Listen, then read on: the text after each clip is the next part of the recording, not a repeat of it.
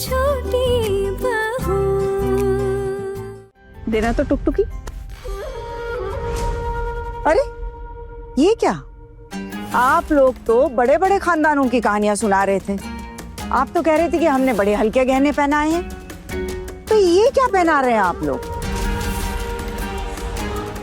देखिए कितने हल्के झुमके। हमने तो आपसे कुछ भी नहीं मांगा था। आशीर्वाद करने के समय कुछ देना पड़े ऐसा जरूरी तो नहीं है ना।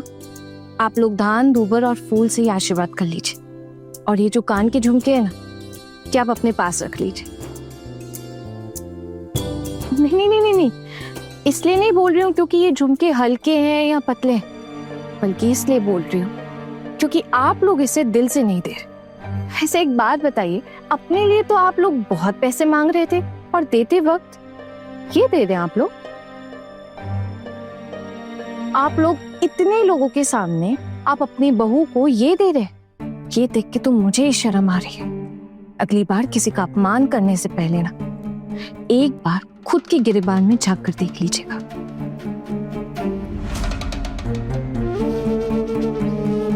मुझे ये झुमके नहीं चाहिए, आप बस धन दोपहर और चावल से आशीर्वाद दे दीजिए।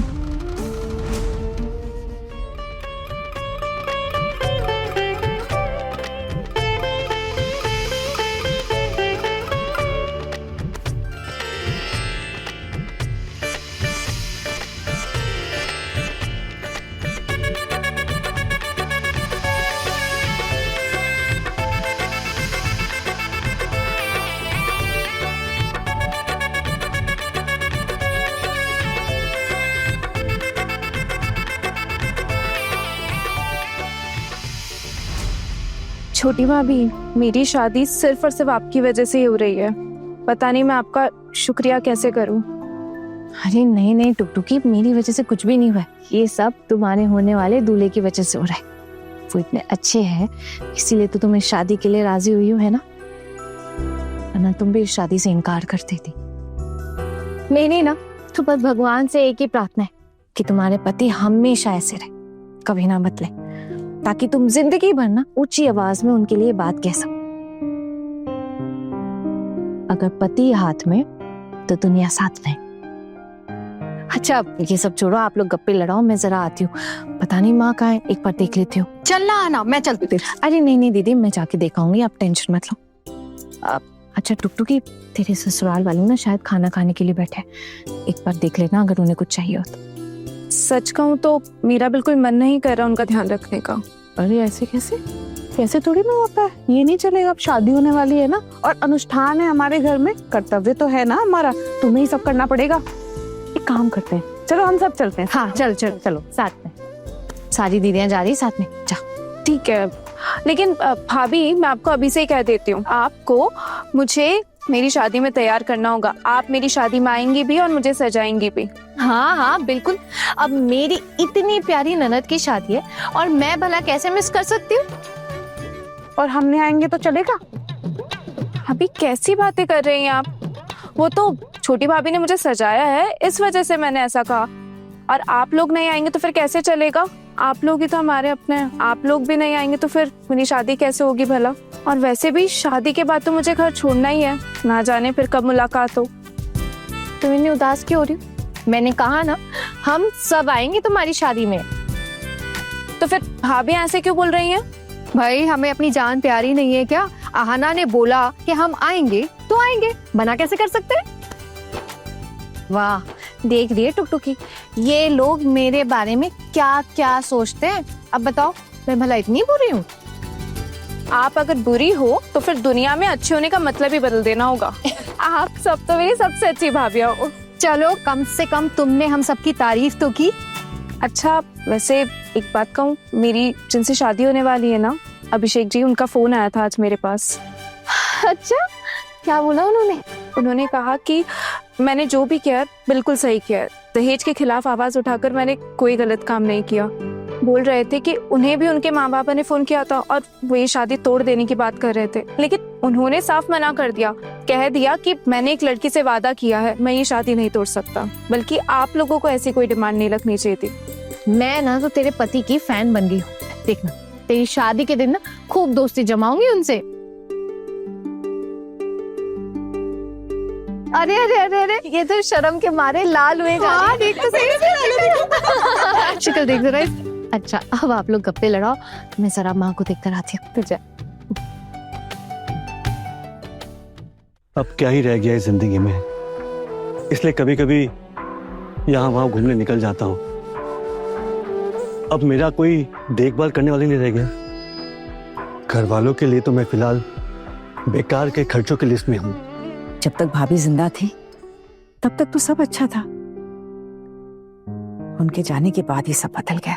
जाने वाले को कौन ही रोक सकता है दुर्गा, जैसे तुम्हें भी रोक नहीं पाया मैं, तुम भी चली गई। आप ना शोतुदा, पुरानी यादों को लेकर अब बातें करने का क्या ही फायदा। आपको भी ना बिल्कुल लज्जा नहीं है। आपने उम्र देखी है क्या हमारी? उम्र हो गई है इसलिए तो मैं बोल पा रहा हूँ। तब कम उम्र में मैं बोल ही नहीं पाया था, इसलिए सोचा कि अगर अभी नहीं कहा तो ये बात अधूरी रह जाएगी। न जाने कब ऊपर वाले का बुलावा आ जाए। आप मर्द हैं शोतुदा, और फिर आप लोग कहीं भी अपनी मनमर्जी से आ जा सकते हैं, लेकिन हम औरतों की कहाँ ऐसी किस्मत। तुम तो बहुत बड़े घर की बहू हो दुर्गा, काफी इज्जत और धौंस है तुम्हारी। तुम्हारे भाइयों से सुना मैंने। वो ये कहा जानते हैं कि कितनी मेहनत से ये जगह बनाई है मैंने वहां, वरना अपने ससुराल में टिक नहीं पाते। लेकिन इसका मतलब ये भी तो नहीं कि अपनी मर्जी से जी पाई हूं वहां। अब मेरे पति भी इस दुनिया में नहीं रहे, हमेशा किसी न किसी की जिम्मेदारी बनकर रह गई थी। पहले मायके वालों की जिम्मेदारी बनी, फिर अपने सास ससुर की जिम्मेदारी बनी, सास ससुर के गुजरने के बाद पति की जिम्मेदारी, और अब बेटों की जिम्मेदारी बनकर रह गई। अपनी खुद की जिम्मेदारी तो कभी उठा ही नहीं पाई मैं। घर में बेटे हैं, भांजा है, लेकिन वो भी अब अपनी अलग अलग ही चलाते हैं। मैं अपनी मर्जी से कुछ नहीं कर सकती हूँ शोतुदा। और फिर घर परिवार किसी संसद भवन से कम नहीं होता।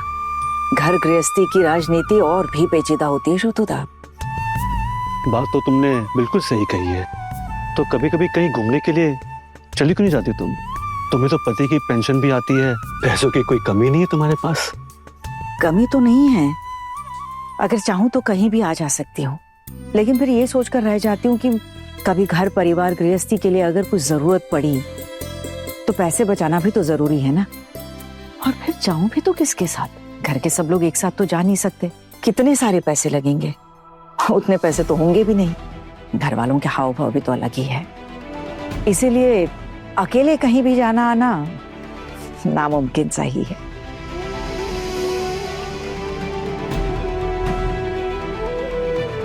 मैं तो माँ को तीर्थ यात्रा पर भिजवा कर ही दम लूंगी।